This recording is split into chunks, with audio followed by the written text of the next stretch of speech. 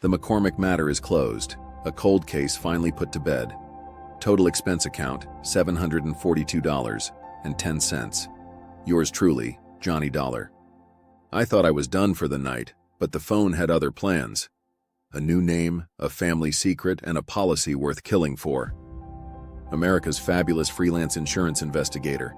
Yours truly, Johnny Dollar. And now, the Plantagenet Matter. From Hollywood, it's time now for Johnny Dollar. This is Mr. Costello at the Plantagent Hotel in Vicksburg, Virginia. You left word? Oh, yes, Mr. Costello. I'm acting for Eastern Seaboard Casualty Insurance. You know, investigation. I understand you had a burglary down there. We sure did, Mr. Dollar. Well, the main reason I wanted to talk to you, Mr. Costello, was to let you know I'm getting the first plane out of Hartford as soon as the weather clears. You're coming here to Vicksburg? Yes, that's right. Eastern Seaboard Casualties asked me to investigate the burglary for them. Good. Then I'll expect you when I see you. And I'll be there.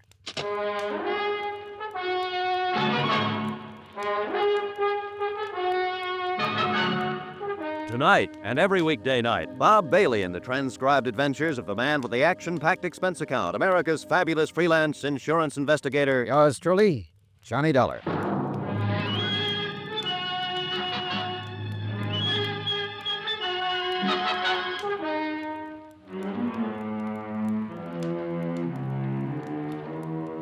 Expense account submitted by Special Investigator Johnny Dollar to the Chief Accountant, Eastern Seaboard Casualty Insurance Company, Providence, Rhode Island. The following is an accounting of expenditures during my investigation of the Plantagenet Matter. Expense account item 1, $2 cab fare, my apartment to the Hartford Airport. Item 2, $173. One airline ticket from Hartford to Vicksburg, Virginia, and back again. We took off in 10 below zero weather about 1:30 in the afternoon. By 5 o'clock, we circled into Vicksburg for a landing. Item 3, $5 cab fare to the Plantagenet Hotel, 3 miles outside of town. A pleasant, spacious, gentle old building set back among the wintry trees. 15 minutes after checking in, Mr. Costello appeared, wrung my hand, and reported that the Vicksburg police had apprehended the burglar who had rifled the hotel safe the night before. All of the loot had been recovered. As a matter of form, I spent 2 hours with the police itemizing the stolen property, which was all intact.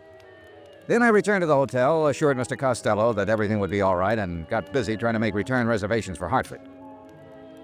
Now, the rest of this report is by way of apology for my tardiness in submitting the expense account. In between phone calls to the airport, I went downstairs to the bar for a drink, and then stepped outside for a walk and a breath of fresh air. In the back of the parking lot behind the hotel, a blonde woman about 30 in a green suit was talking to a tall, typically dark man who had his back to me. They were arguing about something. As I walked past them, I couldn't help hearing too well. Please help me. Were you talking to me? Yes, please. On your way, mister. This is private.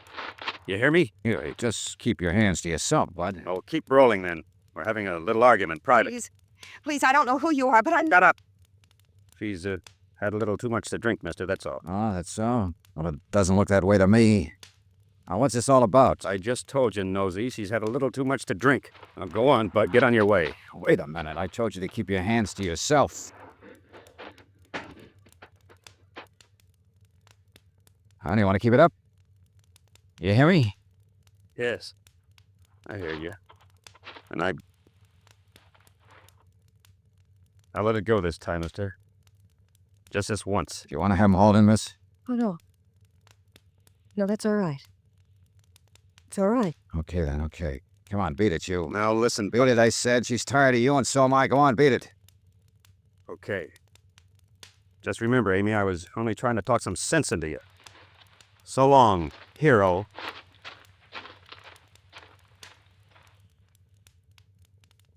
Thanks. Thank you very much. That was awfully kind of you. Okay, did he hit you? Yes. Where it hurts the most, I guess. I'll never get accustomed to being disappointed in people. Oh, well, he didn't look like your type anyhow. So why don't you just forget? Oh, I'm sorry. Hey, look now. This is just the end of everything. I know maybe it looks that way, but maybe it isn't. Sorry. I'm very sorry to have caused you all this trouble. That's okay. It must look rather cheap and dingy. I mean, I don't know what I mean. Well, look, let me ask you something. Did you really have too much to drink tonight? No. No, I only had one drink with him. All right, then maybe you'll let me buy you one. How about it? You're very kind. You look like you should be with someone for a little while right now. So what do you say? How about it? You're a very kind man.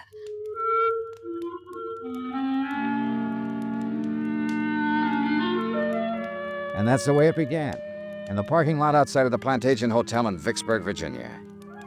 She trembled a little when I let her back inside to the warmth of the bar and the people and sat her down at a booth. Looking back on it now, I guess we had a rather strained, one-sided conversation. She did all the listening and seemed preoccupied with her problems, whatever they were. Even though I'm not the greatest wit in the world, I did manage to get a faint smile out of her. It was a nice smile, from a warm, frank mouth. Item 4, 2 drinks for us.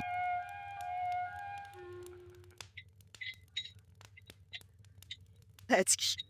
You see there? Next thing you know, you'll be telling me a joke. Oh, that reminds me. That reminds me of another one.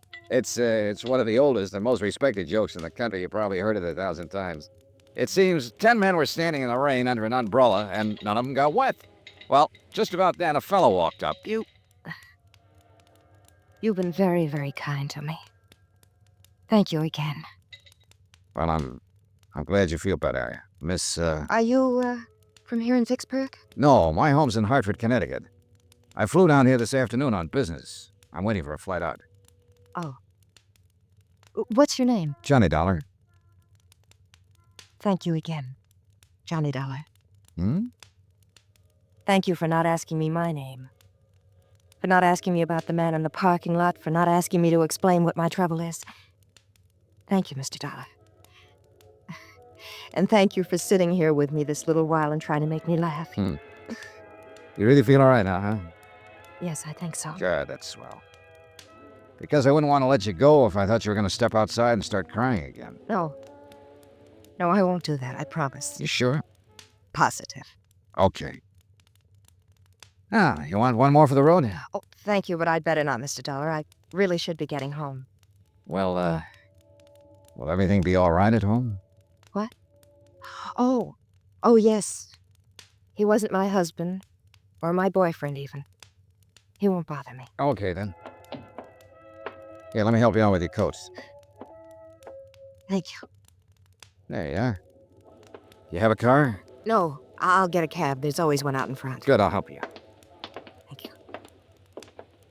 Say, look, I'm going to tell you something. I'm staying here in Vicksburg at the Plantagent, and I doubt if I'll be able to get a plane out tonight. Probably not until tomorrow sometime. So look, if you need me for any reason at all, why don't you just call me, okay? Yes. Thank you. Tried that. Cab, taxi! You're still worried about him, aren't you? Why do you say that? The way you looked around when we stepped outside here just now. Would you like me to see you home? Well, no, thank you. You've done enough already. And about him, I made a mistake, that's all. Oh, we all make mistakes, so forget about it. Well, I'm afraid this one can't be corrected very easily. But here's my cab. Good night, Mr. Dollar. Good night. You and I will probably never meet again. But I shan't forget your kindness. Thank you. Okay, good night. Downtown, please. I hope you have a nice trip home, Mr. Dollar. Hey, whoa, driver, hold it. Hey, anything wrong? What is it? I don't know. I have the strangest feeling. Wait a minute, Santa. Hey, look, do you feel all right? You're shivering.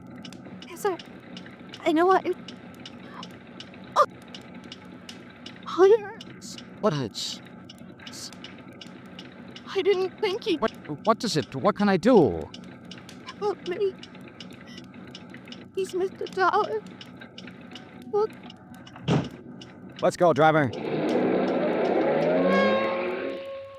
She fell back across the seat of the cab, writhing with pain. I took her in my arms and tried to find out what it was, but by that time she wasn't able to speak. In another 10 seconds, she was unconscious. The cab driver delivered us to an emergency hospital 5 minutes later. They carried her in through the ambulance entrance. I let the driver go and waited around the desk to see if I could learn what happened. Just waited. Vicksburg emergency. Waited.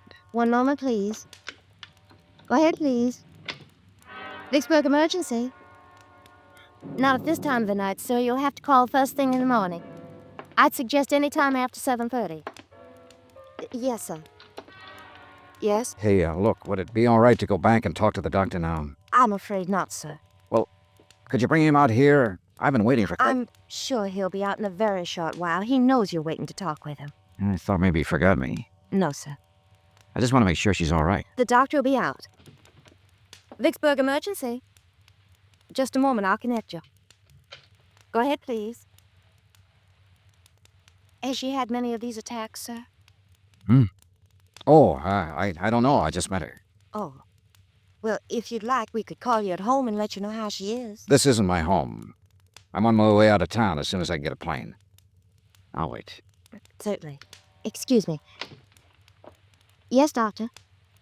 Yes, he's right here. Yes, sir, thank you. The doctor will see you now, sir. Good. End of the hall, room 111. Okay, thank you. I don't know what it was or why that hallway looked so long to me. Call it an old-fashioned premonition or what have you. That's what I had walking down the hall to see a doctor about a girl I'd known only a few minutes. There were 3 people in the room, 2 doctors in their white clothes and a nurse. I can still see the light burning above their heads, the way they looked tired, exhausted. All 3 of them had been working very hard. Doctor? Yes? Oh, you're the man who was with her. That's right. How is she? When did this happen? About a half hour ago, I put her in a cab at the Plantagenet Hotel, and she complained of feeling sick. So I brought her here, but she lost consciousness in the cab. I see. Sit down, please. Oh, why? Some papers we want you to fill out, just routine. Oh, Your name, please? Johnny Dollar. And she is Mrs. Dollar. No. Oh, I see. You're a friend of hers, Mr. Dollar. Well, yes. Look, what is it, Doctor? What's the matter with her? I can't exactly tell you that right now, Mr. Dollar. What? Well, now, wait a minute. Why You have to contact her family first, Mr. Dollar. This girl is dead. Now, if you're willing to fill out. Picture it. Yourself in my position, I mean. I'd known the girl only a few minutes. I didn't even know her name. Yet somehow I'd become closely involved with her. Too much so, I guess. All I knew about her was that she was someone who had died while asking me to help her. Under the circumstances, what would you do?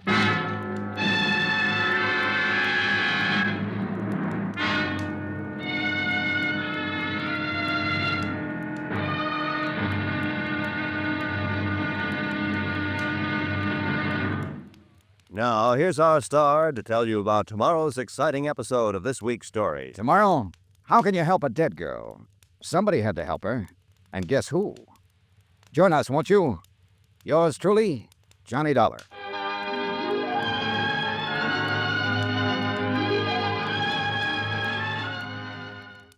From Hollywood, it's time now for... Johnny Dollar. Are you the Mr. Dollar from Hartford? That's right, who's this? Jim Akins, Vicksburg Police Department. I'm sending a call over to pick you up, Mr. Dollar. Some questions I want to ask you about that young lady you were with last night. I hope you weren't planning on leaving town. Of course I wasn't. I canceled my plane reservations last night. If you tell me where you're located, I'll come down by myself. No sense getting head up. You're on in your own backyard now, you know, Dollar. I know where I am, the town where a girl died in my arms. If you can stop getting lacy with me for a minute, maybe you can tell me who she was. Why? Because I'd like to talk to her family. I was the last one to see her alive. Who is she? We haven't identified her yet. To us, she's still Jane Doe.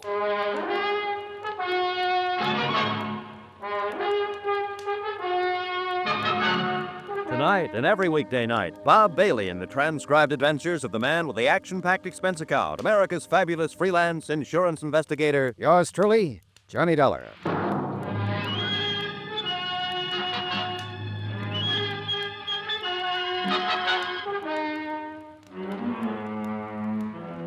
Expense account submitted by Special Investigator Johnny Dollar. Location, Vicksburg, Virginia. To Special Investigator Johnny Dollar. The following is an accounting of expenditures during my investigation of the Plantagenet Matter. A real mystery about a very mysterious girl who happened to be dead. Expense account item 5, 10 cents, one morning newspaper, which carried a 2-inch story and a half-inch space about an unidentified girl who had died at Vicksburg Emergency Hospital the previous evening.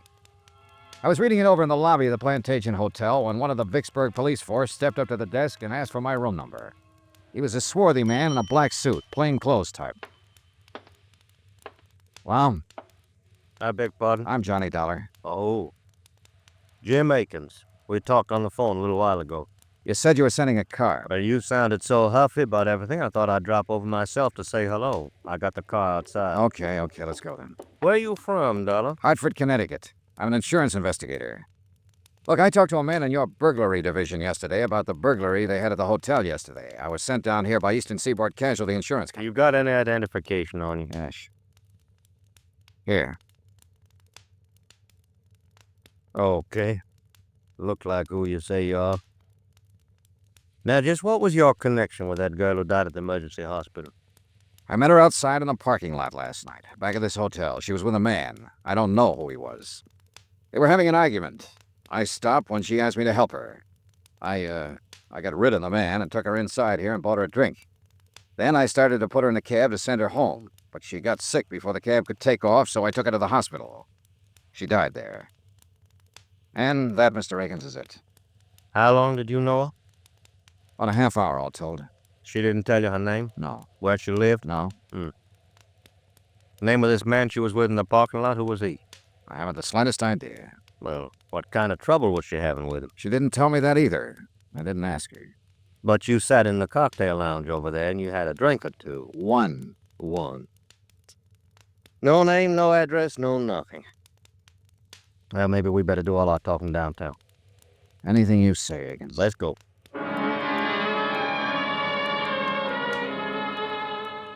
Akins turned out to be a lieutenant. It took him the whole ride downtown to thaw out and make up his mind that I was just as concerned about what had happened to the unidentified girl as he was. He rephrased, but asked me the same questions in front of a stenographer when we got down to his office. He was still asking me questions when he led me and the police stenographer to the basement of the building, the morgue.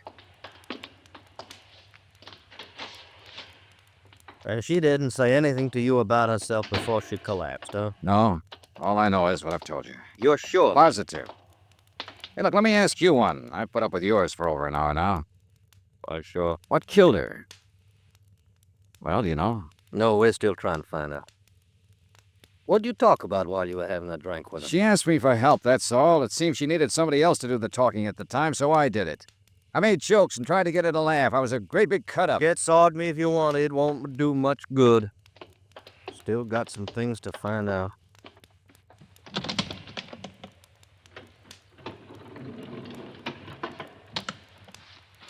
Yeah. Lousy, ain't it? It sure is. This is the girl you were with last night. Yes. You're positive? I'm positive. Okay, Dollar, you want to sign this for the records? What? That's good. All right, Sam, you can send this on upstairs. We'll be up pretty soon. Now, Dollar, did anyone there at the hotel bar seem to know her? I don't know. Cocktail waitress, somebody like that? I don't know. Well, I do. We asked around. No one there had ever seen her in the Plantagenet Hotel before. Tell me something, Dollar. You ever work on one like this? No, not quite. Okay, then I'm going to tell you what we're up against. All the clothes she was wearing was standard brand stuff. Mostly come from stores downtown, some of them New York. It's going to take us a long time to check them out. We may not be able to trace them at all. We're going to work on the cleaning marks, too, and that'll take time. Now, from what you say and from what she said, and that wasn't much, she's probably a local girl. Somebody's wondering about her, but nobody come in and make out a report asking for her. I hate to do it. I might have to take a picture, run it in tonight's paper, just to find out who she is. That could be pretty lousy for somebody. It's a lousy business. I thought you could help me, Dollar. How? Well, two things. One, that bird she was with. He was arguing with out in the parking lot, you say. That meant he must have had a car out there. but you didn't bother to take a look at it. No, I And another thing now, where's her purse? I don't know. Well, she must have powdered her nose when she sat down to have that drink with you. Every woman does. She must have reached for a cigarette or something in that purse. So where's that purse? I don't know. Well, now you see. You see how much help you are to me? No, just a second. Morgue, Lieutenant Akins. Oh, yeah, put him on. While Lieutenant Akins talked on the telephone, I lit a cigarette. After that, I tried to interest myself in a calendar that was hanging on the wall. After that, I tried tying both shoelaces. But wherever my eyes roved around that white-tiled room, somehow, they always came back to rest on the quiet, still form of the girl who'd asked me for help. By any standard, she was attractive. Fine, golden hair spun out of smooth white skin. I remember her eyes had been very big and very brown. Now they were closed. But she looked more asleep than what she was. She looked as though she might wake up any minute and answer me if I said out loud what I was saying to myself silently. How can I help you? Let's get out of here, Dollar. Okay by me. There was a lab on the phone. Had a little trouble with analysis. What analysis? What kind of trouble? Identifying. They called in a toxicologist from the university. A drug called perimethol killed her. Perimethol? That's a new one on me. Yeah, me too. Petrol-based stuff. Now, they figured it had been in her stomach an hour or so before she collapsed. Could be a suicide, judging from the way she acted and talked to you. What about the boyfriend? Well, that seems to fit in okay. Told you she was disappointed in him, didn't you? Well, sometimes women want to end it all in front of a guy they're having trouble with. It'll probably turn out. Oh, you talk like a cop, Akins. Everything's so simple. Make it fit into your formula. This girl knocked herself off because she lost her boyfriend. This girl killed herself because she lost her job. Fill it in. Get it off the... Whoa, Dollar, whoa, what's the matter with you? What are you getting at? Oh, I don't know. Forget it, will you, Lieutenant? No, now, wait a minute. Wait just a minute. I'm not all cop, Dollar. I saw her laying there, too. And I can see she was a nice girl, and something went awful wrong with her. If I'd been the last one to be with her and talk to her alive, why, I'd probably be taking it the same way you are. But take it easy. Sorry, Lieutenant. Yeah. I'll buy you some breakfast. He did, but it didn't help much. And after that, we shook hands and parted. Expense account item 6, $2. Cab fare back to the Plantagenet Hotel.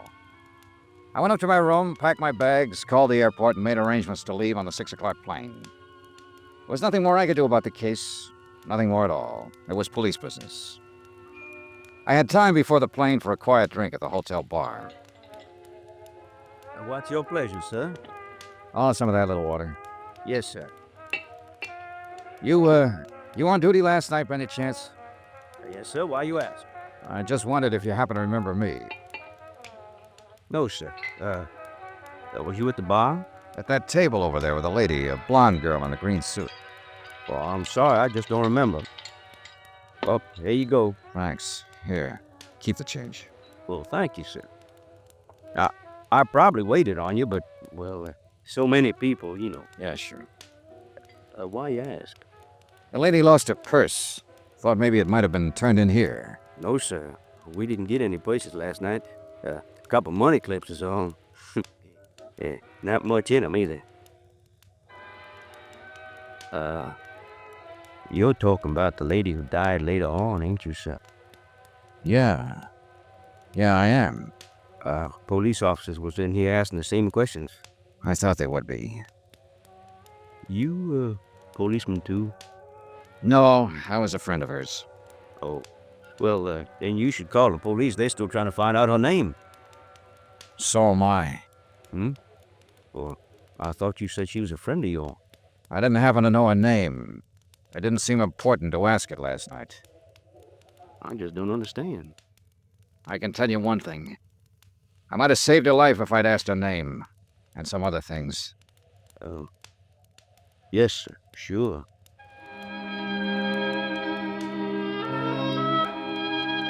Expense account item 7, $3, 3 drinks.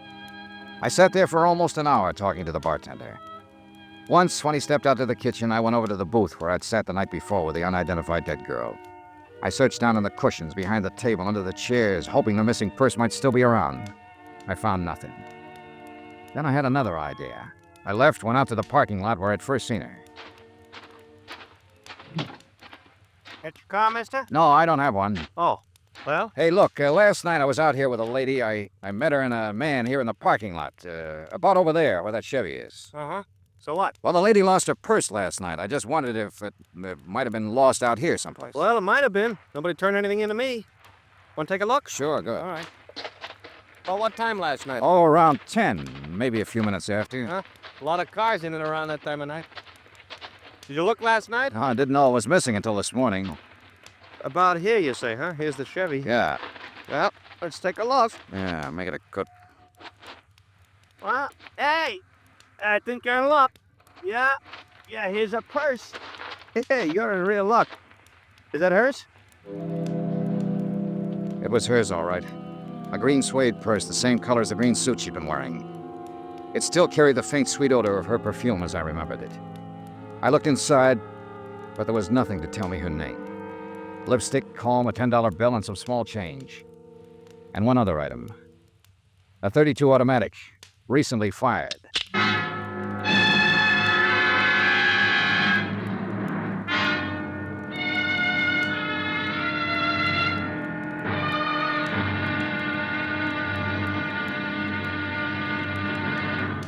Now, here's our star to tell you about tomorrow's intriguing episode of this week's story. Tomorrow, a dead girl's .38 automatic comes to life.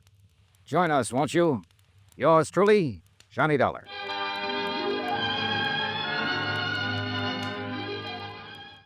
From Hollywood, it's time now for...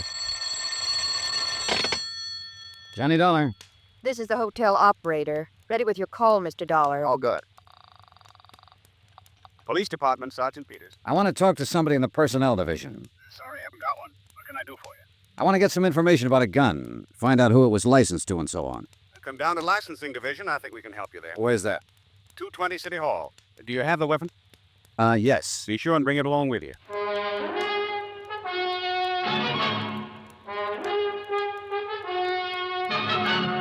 Tonight and every weekday night, Bob Bailey in the transcribed adventures of the man with the action-packed expense account, America's fabulous freelance insurance investigator. Yours truly, Johnny Dollar.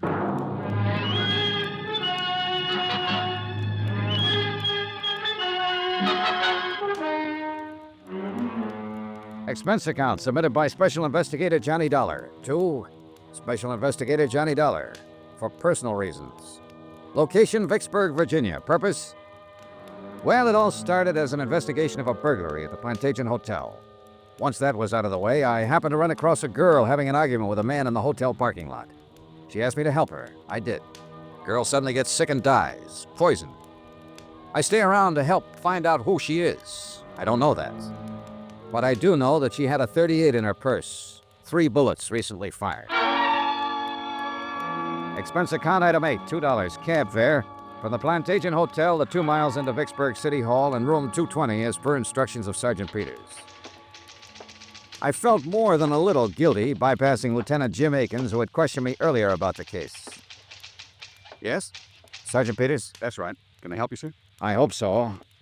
Like to know if this gun's been registered with you people. Let's have a look. You just buy it? Yeah. Got your bill of sale with you?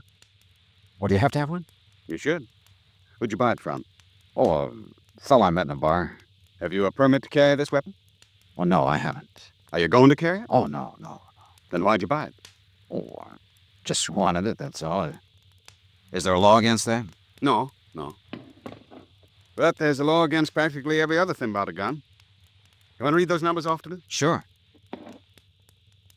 JJJ-4769992. And then there's an X. Okay. Make, coat, caliber, 38, automatic, 7-shot. Yeah. Here, you'll have to fill this out. Pencil's over there. This will take a minute for me to check. It took 15 minutes. In the meantime, I filled out the form, which notified the Vicksburg police that I was in possession of the above-described weapon, that I did not wish to apply for a permit to carry it, and so forth and so forth. After that, I stood around and smoked a cigarette, wondered if I should step downstairs and tell Lieutenant Jim Akins that I had found Jane Doe's purse and the gun. But before I had time to make up my mind... Here we go. The gun was purchased in 1950 by the Piedmont Banking Service. That's a local armored truck outfit over on Maple Street. The gun was permitted for carrying to Raymond W. O'Connell, 232 Polk Street, this city. Thanks. Raymond O'Connell. Yeah. Anything else? Well, that's all. Thanks.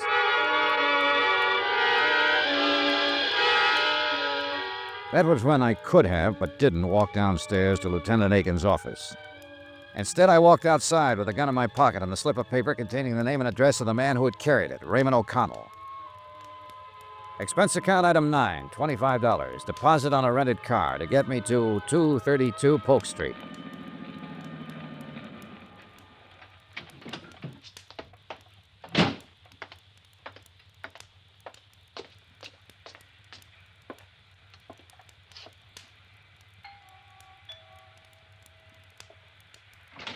Oh, Paul, darling, you're early. I'm hardly ready. Hello. I was expecting someone else. I'm so sorry. You're not Paul, are you? No, I'm afraid not. My name's Johnny Dollar. Oh. Mr. Dollar? That's right. Well, what can I do for you, Mr. Dollar? I'm looking for Raymond O'Connell. Ray? Yes. Come inside, Mr. Dollar. Thank you. I really didn't mean to throw myself at you at the door. I thought you were someone else I'm expecting. I'm Terry. Terry? Teresa. Terry O'Connell, Mr. Dollar. Oh, his wife? I'm Ray's widow. What? Ray's dead, Mr. Dollar. Passed away over a year ago. It was pneumonia. Oh, I'm sorry, Mrs. O'Connell. Please call me Terry. You had no way of knowing about him, I'm sure, and please don't be uncomfortable. A great many of Ray's friends from the service come by who have no idea that he's dead. Were you in his company, too? Oh, just a minute, Mrs. O'Connell. He had so many friends and met so many people while he was in the service, and really there was no way for you to know. You don't understand, Mrs. O'Connell. I'll hold your drink and we'll talk. Where did you serve with Ray? You know he finally became a pilot. What do you like to drink? She was young and dark and very pretty. And as the widow of a man who died rather suddenly, she was doing her best to put me at my ease. I would have told her I was there checking out the registration on a 38 that had been used by her dead husband.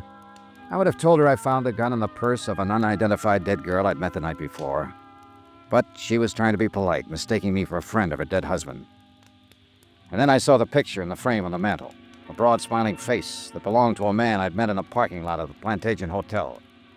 An unidentified man who had been arguing with the dead girl. The words on the picture said, "To Terry, all my love." You know him? Paul? Paul? Yes, Paul Dameron. I think I met him once. I really didn't know his name. Was he a friend of your of Ray's? Oh, no. No, he never knew Ray. He's a darling, Mr. Dollar. Paul is. A real darling. After Ray died, I tried something very foolish. I tried to end my life. And then Paul came into it. He's been very lovely to me. Well, I don't know why I shouldn't tell you. We're going to be married.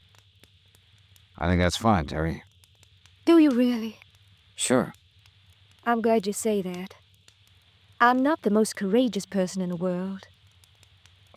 I suppose Ray mentioned our lives together. It was perfect with Ray, Mr. Dollar. Perfect. But now Ray's gone. And I've been able to face that. I think I'm going to find a new life with Paul. You must meet him. He'll be here soon. We're dining out tonight. Well, perhaps you'll join us. Well, thank you, Mrs. O'Connell, but I can't make it tonight. How long will you be in Vicksburg? I don't know exactly. Where are you staying? The Plantagenet Hotel. Well, perhaps I could give you a ring and we could make it another night. I know you want to talk about Ray. Of course, Paul understands. I'm sure he does. He's truly a wonderful person.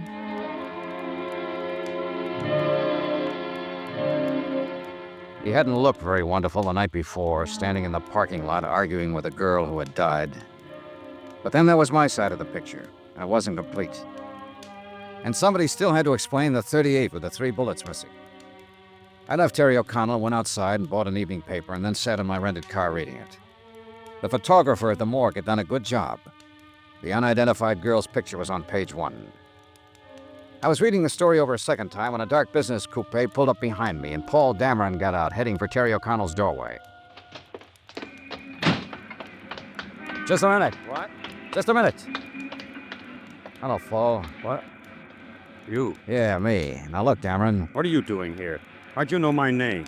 Or are you some professional gunsel coming around to sock me again? I still don't... Stop it, will you, Dameron? My name's Johnny Dollar. I want you to tell me who that girl was last night in the parking lot. The one you had the big argument with. Huh? Oh. Well, you were the big hero there, butting in where it was none of your business. I didn't like it then, and All right, simmer down, will you? Who was she? Come on, what's her name? What's it to you? Look, Dameron. Okay. It's Amy. Amy Duran. Amy Duran. Yeah. We work at the same office. Now, look, Buster, I'm not afraid of you, but I don't want any trouble, see? So if you'll just go somewhere else and... Wait a minute, will you? How does Amy Duran tie in with Teresa O'Connell? Look, I don't know who you are or what you're after, but you've certainly got your nerve about... Answer me, Boy, okay. Terry is Amy's sister. Satisfied? I don't know. Who are you anyhow, a policeman or something? My name is Johnny Dollar. I'm here because... Because if you aren't, I want to know what right you have to ask me all these questions. Cool off, will you? I've been trying to find out who she is. Because last night after you went off, we had a drink together. Then she got sick and I took her to a hospital. She died there. What? She died. She's lying in the morgue right now, unidentified. It was some kind of poison that killed her. Amy... dead? No, I don't believe it. There. It's in the paper tonight. The police are trying to identify her right now. I can't believe it. Poison. Oh, Dollar, I didn't think Amy was that desperate. There was a way out. She could have solved it without this. Way out of what? There was no need for her to do this. I told her I'd help her. I had no idea she... Poison. Does Terry know? Not yet. I've got to tell her before she sees it like this in the newspaper. It'll be awful for her, Dollar, awful. Look, I apologize for the way I've acted, the way I was last night. I was upset. I can see now you're trying to help. Now, let me go in and break this to Terry. Call me later. Here, my card. Call me.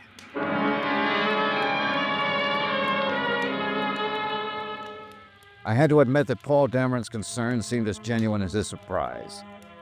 He rushed up to be admitted to the O'Connell house. After he was inside the door, I went back to my car and took out the .38 automatic that had led me to the sister of Amy O'Connell.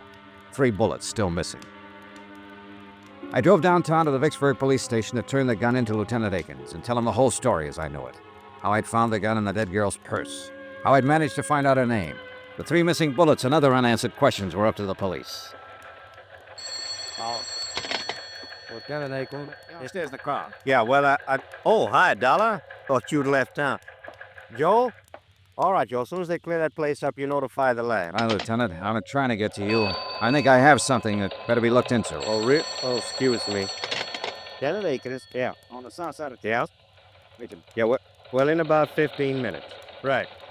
I'm sorry, Dollar. What was it you were saying? Well, the hustler. Something big? Oh, homicide. Happened yesterday sometime. Yeah? Who got it? Guy named Belden. Somebody shot him 3 times with a .38.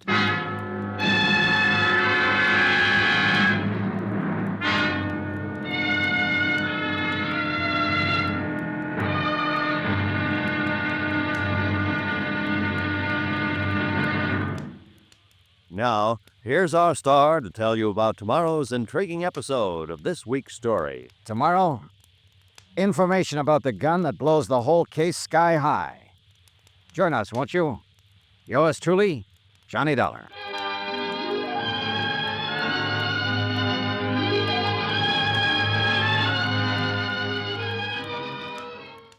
From Hollywood, it's time now for... Johnny Dollar. This is Mr. Oldfield calling, sir.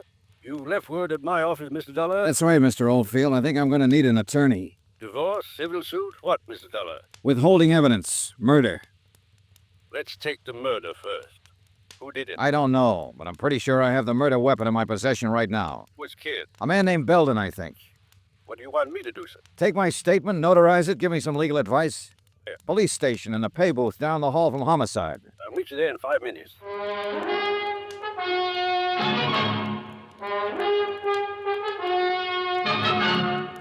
Tonight and every weekday night, Bob Bailey in the transcribed adventures of the man with the action-packed expense account, America's fabulous freelance insurance investigator. Yours truly, Johnny Dollar.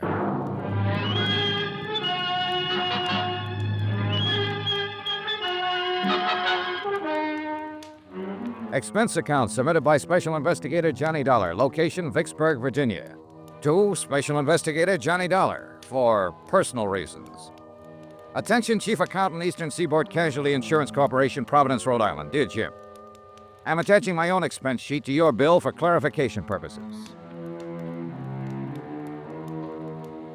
Expense account item 10, 10 cents. 1 cup of coffee at the counter in the lobby of the Vicksburg Police Station while I waited for Samuel W. Oldfield, attorney at law, to appear.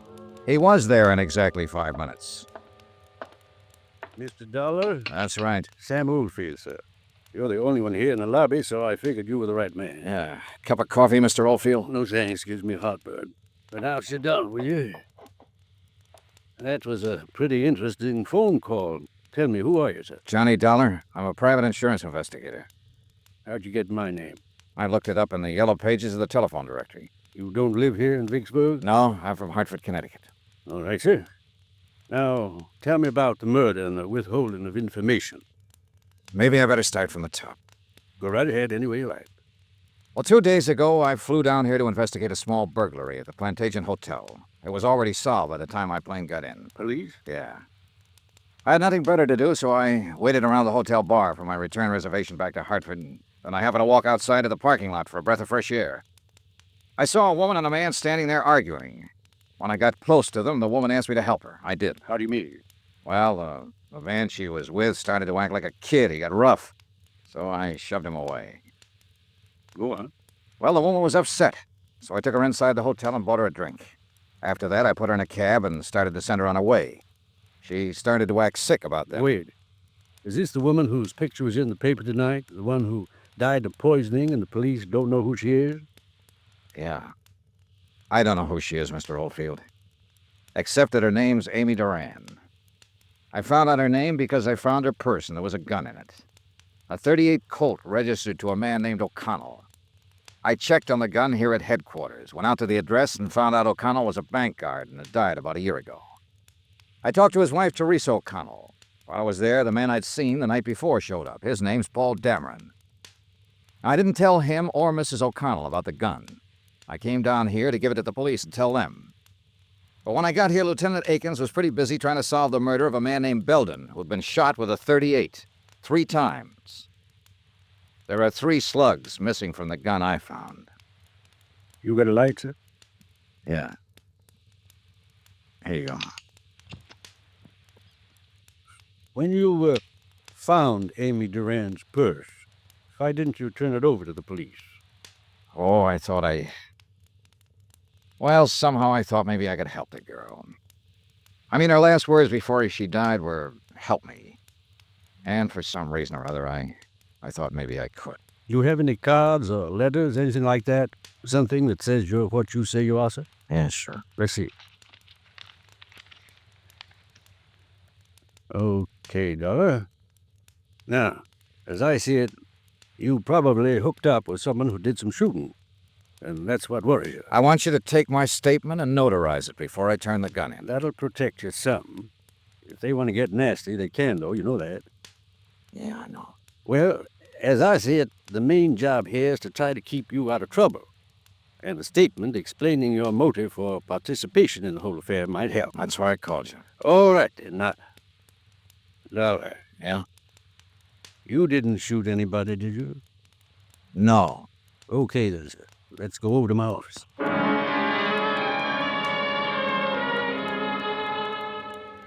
We did, and I made the necessary statement, and Mr. Oldfield notarized it. After that, I went back to the Vicksburg police station to talk to Lieutenant Akins. The .38 I'd found in Amy Duran's purse was still in my pocket, and her words were still in my mind. Help me. Please help me.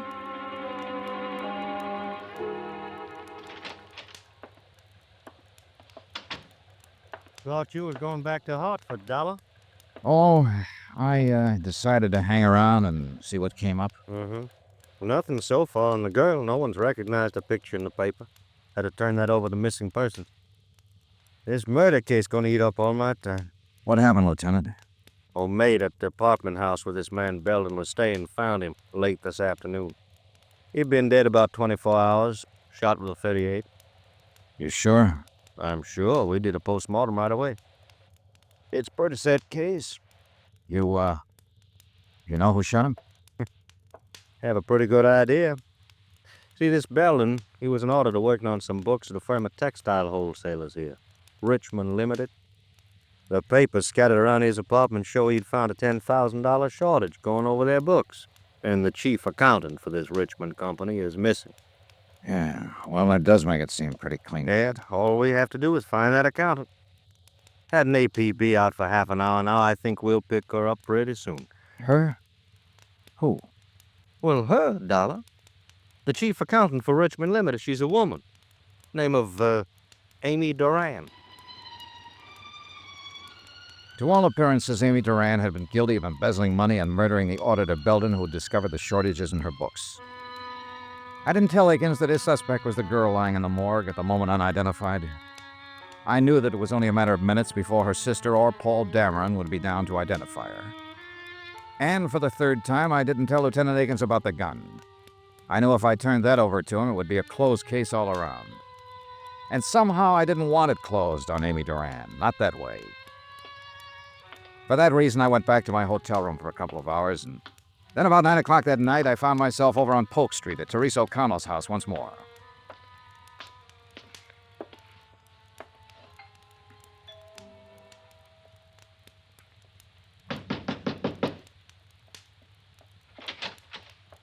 Oh. Hello, Mrs. O'Connell. Oh, Mr. Dollar, isn't it? Yes. Oh, Mr. Dollar, I had the most awful news tonight. My sister Amy, she's dead. You'll have to excuse me. Oh, I'm sorry. May I come in? I'd like to talk to you about your sister, Mrs. O'Connell. Well, Paul came in with tonight's paper and showed me Amy's picture. He went down to the morgue to identify her. I couldn't bear to. Sure. I feel somehow, in some way, that you're a friend, Mr. Dollar. Mrs. O'Connell, I am a friend in a way. But mostly I'm an insurance investigator. What? You thought I was a friend of your dead husband when I came here earlier. I'm not. I never even knew him. But, Mr. Dollar, I don't understand. I met your sister Amy last night. I was the last one to speak to her before she died. I took her to the emergency hospital last night. Oh, wait, this is all very confusing. You say you're an insurance investigator? Yes. Now, Well, I got your address from a gun I found in your sister's purse. I traced it through the license to carry. This gun, Mrs. O'Connell. Your husband was licensed to carry it when he worked for a banking firm. Do you recognize it? Oh, yes, I suppose I do. I think it's one of Ray's guns. Now, please, let me find something out first. Believe me, I do want to help. Did you know your sister had this gun? Oh, no, what would Amy want with a gun? I mean, well, she could have picked it up here anytime she came over and probably did. But why would Amy have a gun in her purse? Sit down, please. Now, Mrs. O'Connell, you better listen to me carefully. Sometime late yesterday afternoon or early evening, a man named Belden was shot and killed. Clarence Belden? Yes. Why, he worked with an auditing firm. Amy spoke of him. Mr. Dollar. Wait. Listen to the rest of this. Belden had been working on books for Richmond Limited. As I understand it, your sister Amy was responsible for those books. Right now, the police have enough evidence to figure that your sister stole $10,000 from Richmond Limited. Amy? Well, no. Hear me out, Mrs. O'Connell. They have that evidence in bulk form. They certainly have reason to assume, and they are assuming, that your sister shot Belden to keep him quiet about the shortage. How can you say those things about Amy when she's not here to defend herself? Please, I'm just telling you what's going on downtown, what they've found. This gun they don't have yet, I've withheld it. It has been fired 3 times recently. Belden was shot 3 times. By now, your sister's body has no doubt been identified. They've already established that she died of poisoning, and they halfway have the idea that she committed suicide. No. Oh, don't you see? They'll say she shot Belden to cover up and keep it quiet, and then saw how useless it was, took poison and killed herself to escape punishment. You're horrible. Horrible. Go away. Go away from me. I'm sorry, but in the face of all this, I want to help her if I can, if it isn't too late. I want to help you. But, Mrs. O'Connell, you'll have to help me. Now, why? Why would your sister steal? Why? I don't know. I think you do know. Tell me, please, for her sake, Mrs. O'Connell. Why? What have you got to do with her? I met her only for a few minutes, but in that few minutes, I got the idea that she was a pretty nice person. She didn't strike me as a thief. She didn't look like a killer. And most of all, she didn't look like a woman who'd take the suicide way out of things. Now, that's all I have, except that she asked me to help her. And I'm trying to do that now. Believe me, I want to help her if I can. I've always been an awful child, Mr. Dollar. When Ray died, I tried to kill myself. Amy saved me. I remember then, at the hospital, she was beside my bed, and she said to me, "I'll make you want to live again. I'll make you." Amy was always like that, kind and decent. You weren't wrong about her. She was decent, thoughtful, good. She did everything for me. She gave me these clothes and a car, introduced me to nice people from her office like Paul Dameron. Yes. That must be where all the money went to. Not on herself, but on me, for me. I'm the only reason I can think of that she'd take money from the firm. Yeah. I didn't know she was stealing from me. I didn't know. I wouldn't have let her do it. She didn't have to pamper me that much. I'm not that much of a child. She didn't have to do it. She didn't have to do it. Wait a minute. She didn't kill herself. She didn't steal. She didn't murder that man. I did all those things because it was all for me.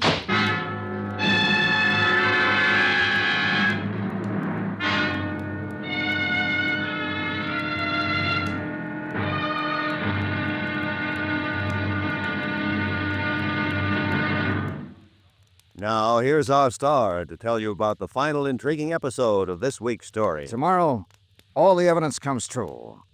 A helpless dead girl gets her help. Join us, won't you? Yours truly, Johnny Dollar.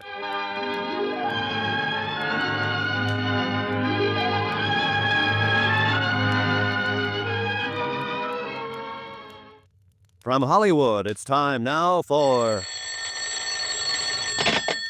Johnny Dollar. This is Paul Dameron, Mr. Dollar.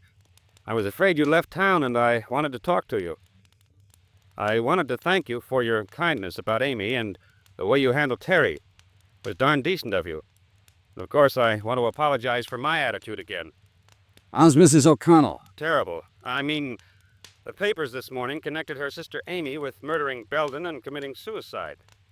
I'm curious. How did you get to her? I found Amy's purse and there was a gun in it. I looked up the registration. Oh, the murder gun. I don't know. I haven't turned it over to the police yet. Why? Because I still can't believe Amy Duran was the kind of girl who'd shoot a man and then take poison.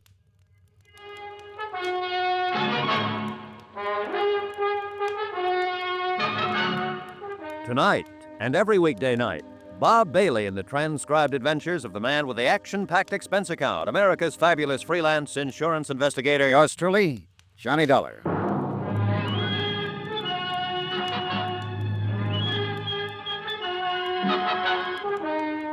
Expense account submitted by Special Investigator Johnny Dollar. Location, Vicksburg, Virginia.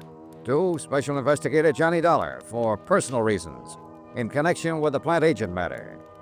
Expense account item 11, $15, legal fees for services rendered by lawyer Sam Oldfield. Now sign here, Dollar.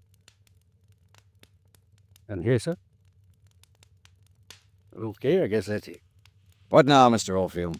This statement you've made to me clearly states your intentions in this matter, your motives.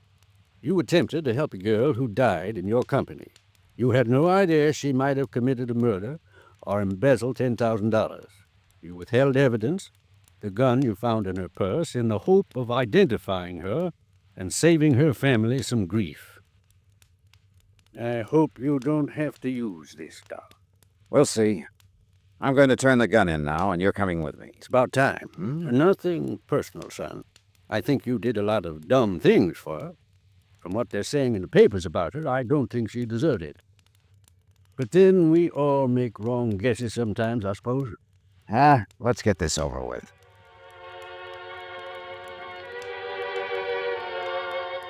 Lawyer Sam Oldfield accompanied me downtown to police headquarters, where we sought out Lieutenant Akins and turned over the .38 automatic.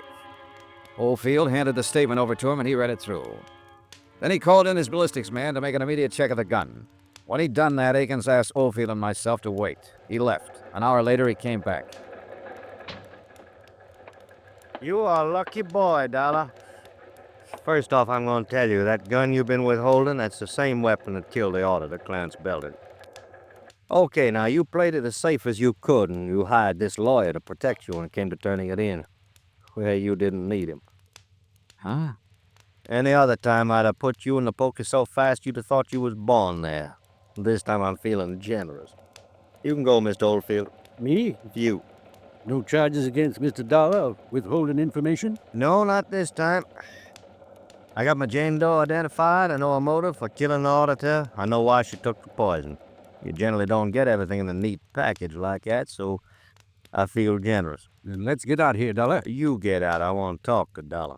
Then I'll stay and listen. It's okay, Mr. Oldfield. I'm going to get a lecture is all. Are you sure? Yeah. Call me later, then. Goodbye, Lieutenant. Yeah.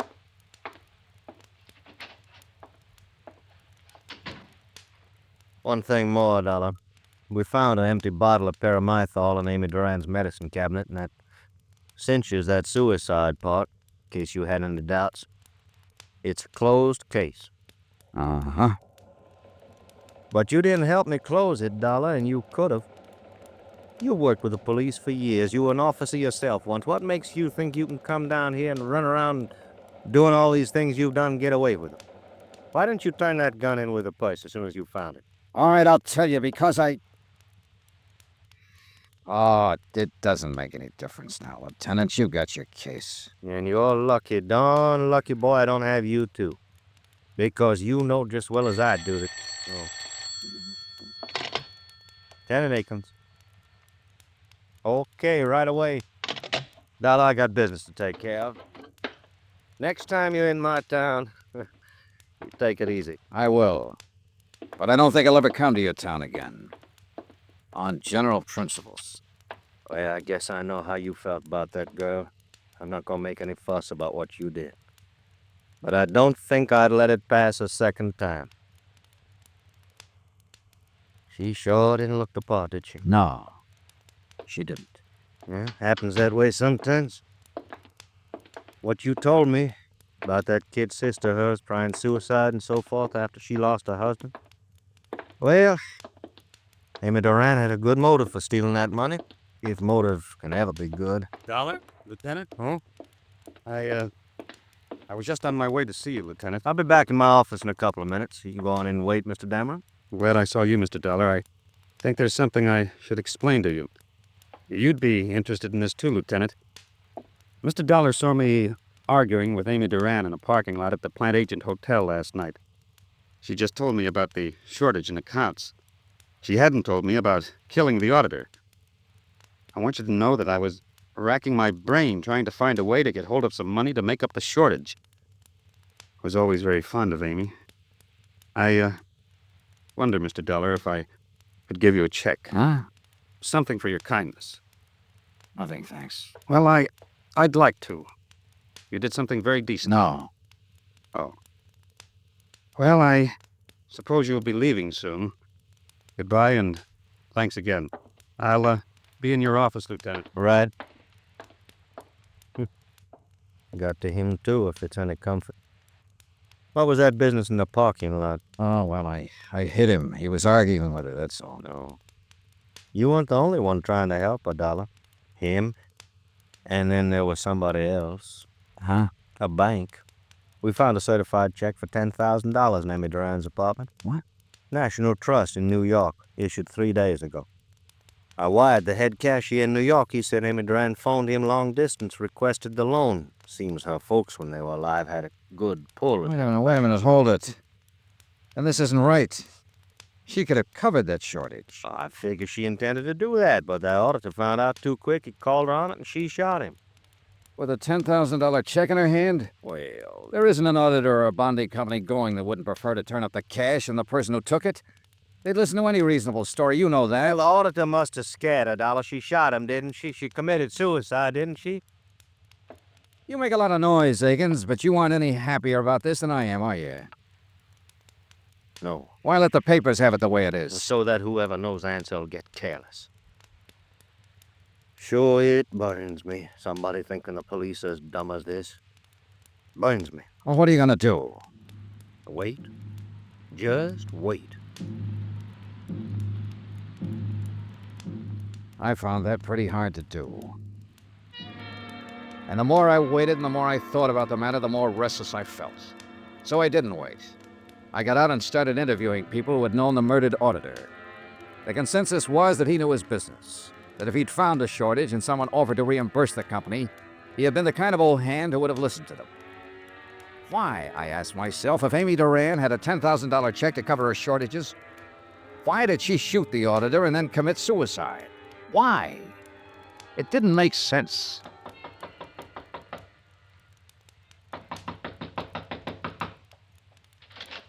Oh, Dollar. Hello, Dameron. Come in, Dollar. I'm glad you dropped by. I thought you'd left town, gone back to Hartford. Well, I've stayed over so long waiting for all this to get cleared up, I thought I might as well stick around a while longer. Sure. Can I get you a drink? No, thanks. It is finished, isn't it? Not yet. I don't understand. I talked with Lieutenant Akins today after I saw you with him.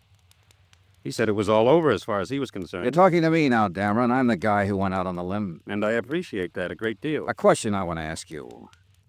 You knew Amy Duran, worked with her at Richmond Limited. You're engaged to marry her sister. Did you know Amy had a $10,000 check in her hand the day she died? Really?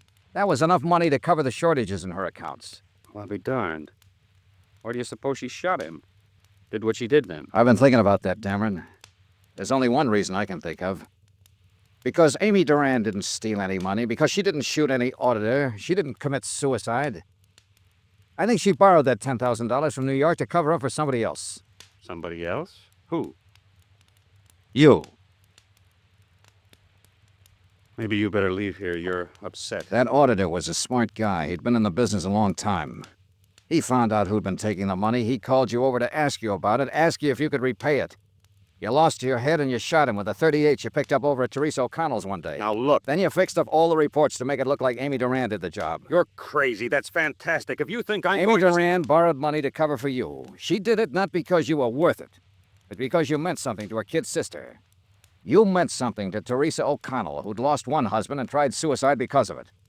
A Teresa O'Connell who couldn't afford another major tragedy. A Teresa O'Connell who might try suicide again if the man she was going to marry turned out to be a thief. You counted on that, Dameron. I don't know what you're talking about. Now One thing you hadn't counted on was the auditor picking it up so fast. And when he called you, you had to kill him to keep him quiet.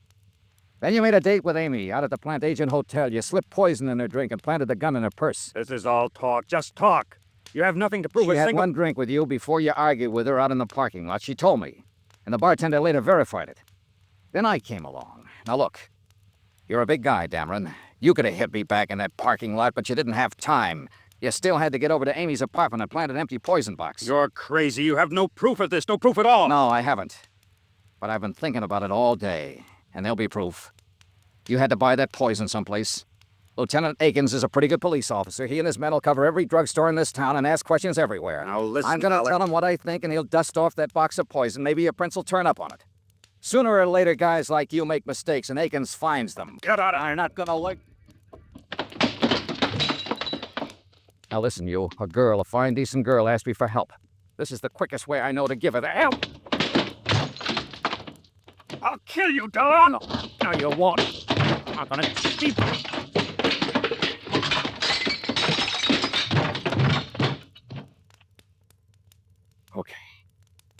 Okay, come on.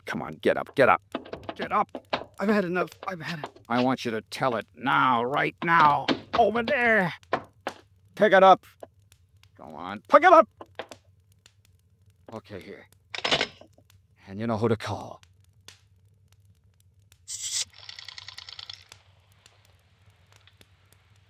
Hello. Hello. Give me the police.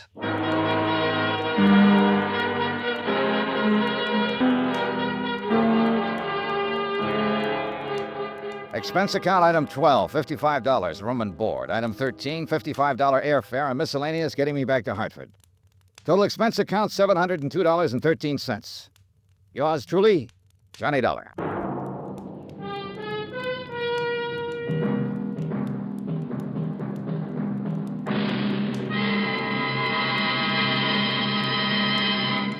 Remember, there'll be another exciting story of yours truly, Johnny Dollar, beginning next Monday night. Next week, a whole city is aroused by one of the dirtiest rackets of modern times. And I end up right in the middle of things. Join us, won't you? Yours truly, Johnny Dollar. Yours truly, Johnny Dollar, starring Bob Bailey, is transcribed in Hollywood. Written by John Dawson, it is produced and directed by Jack Johnstone. Heard in this week's cast were Michael Ann Barrett, Gene Bates, Marvin Miller, Frank Gerstle, Lawrence Dobkin, Jack Crucian, Ken Peters, and Herb Butterfield. Musical supervision by Amerigo Marino. Be sure to join us on Monday night, same time and station, for another exciting story of yours truly, Johnny Dollar. Roy Rowan speaking.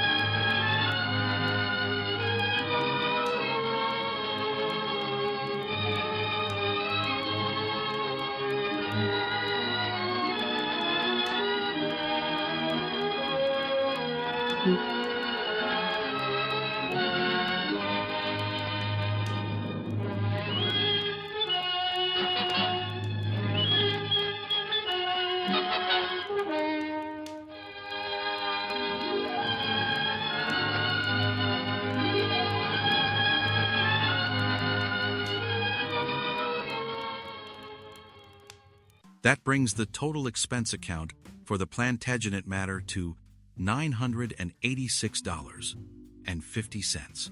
Yours truly, Johnny Dollar. Thank you for joining me on this case.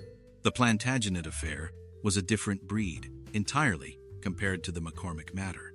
While McCormack was a cold web of calculated fraud, the Plantagenets were buried in deep family secrets and old blood. Which one kept you on the edge of your seat? Was it the raw grit of the McCormack case, or the twisted mystery of the Plantagenets? Drop a comment below. I want to hear your theories. Don't forget to subscribe and hit the bell to stay on the trail. Next time, we're heading toward deep, dark, and dangerous waters. Get ready for the Fathom 5 Matter.